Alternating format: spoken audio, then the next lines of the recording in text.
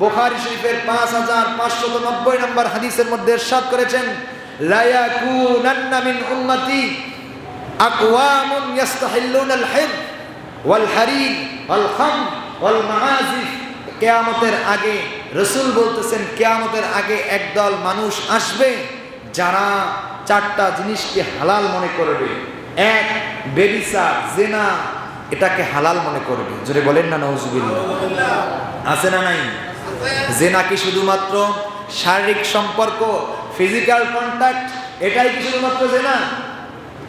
নারী পুরুষ একসাথে মেলামেশা করা, একসাথে চলাফেরা করা, একসাথে কথাবার্তা বলা, হাসি তামসা গল্প গুজব করা, এটাও জিনা। আল্লাহর রাসূল বলছেন, হাতের জিনা হচ্ছে স্পর্শ করা, চোখের জিনা হচ্ছে তাকানো, পায়ের জিনা হচ্ছে জিনার জন্য পা দিয়ে হেঁটে যাওয়া, কানের জিনা হচ্ছে পর নারীর কথা শোনা, মুখের জিনা হচ্ছে পর নারীর সাথে মুখ দিয়ে কথা বলা।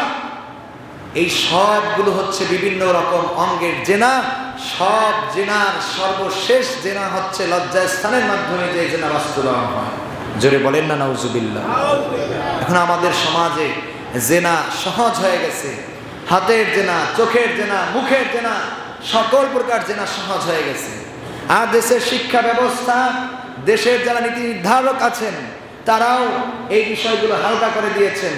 আজকে মুসলমান দেশ হিসেবে আমাদের এই বাংলাদেশের যেহেতু 90% মুসলমান, আমাদের দেশের উচিত ছিল যে ইসলামী তাহজিব তামাদ্দুন, ইসলামী যে কালচার আছে সেটা মান্য করে এই দেশের প্রত্যেকটা শিক্ষা প্রতিষ্ঠান এরকম হওয়ার কথা ছিল যেখানে ছেলে এবং মেয়েদের জন্য আলাদা ব্যবস্থা থাকবে। আছে? নাই। ছেলে মেয়ে একসাথে পড়াশোনা করতেছে, একই স্কুলে ছেলেরাও পড়ছে মেয়েরাও পড়ছে। আলিয়া মাদ্রাসাগুলোতে একই মাদ্রাসায় ছেলেরাও পড়ছে মেয়েরাও পড়ছে। Free mixing. সারা পৃথিবীর ইহুদি খ্রিস্টানদের চারিত্রিক যে অধপতন, তাদের কোনো ঘর নাই, সংসার নাই, বাবার কোনো পরিচয় নাই, মায়ের পরিচয় শুধুমাত্র আছে। জোরে বলেন না নাউজুবিল্লাহ। আপনারা দেখেছেন আমাদের আইডি কার্ডগুলোতে বা আমাদের জন্ম নিবন্ধন কার্ডগুলোতে আস্তে আস্তে মায়ের পরিচয়, বাবার পরিচয়টাকে আস্তে আস্তে কি করা হচ্ছে? মাইনাস করা হচ্ছে। মায়ের নাম বিভিন্ন অফিস আদালতে এখন পরিচয় আইডেন্টিফিকেশনের জন্য মায়ের নাম দিলেই যথেষ্ট, বাবার নাম না দিলেও চলে। এটা কাদের চাল? বুঝতে হবে। ইহুদি খ্রিস্টানরা তাদের বাবার পরিচয় নাই, কারণ ফ্রি মিক্সিং এর মাধ্যমে যেই সন্তানটা পয়দা হয়েছে, যেই সন্তান জন্মগ্রহণ করেছে, সেই সন্তান তার বাবার পরিচয় কিভাবে বলবে?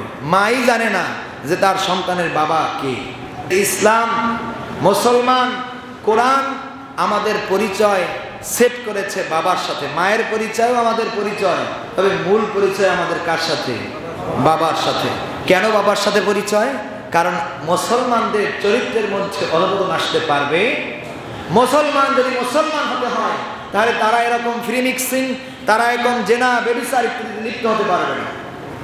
সম্মানিত হাজিরিন, আজকে আমাদের এই শিক্ষা ব্যবস্থার মধ্যে ধস।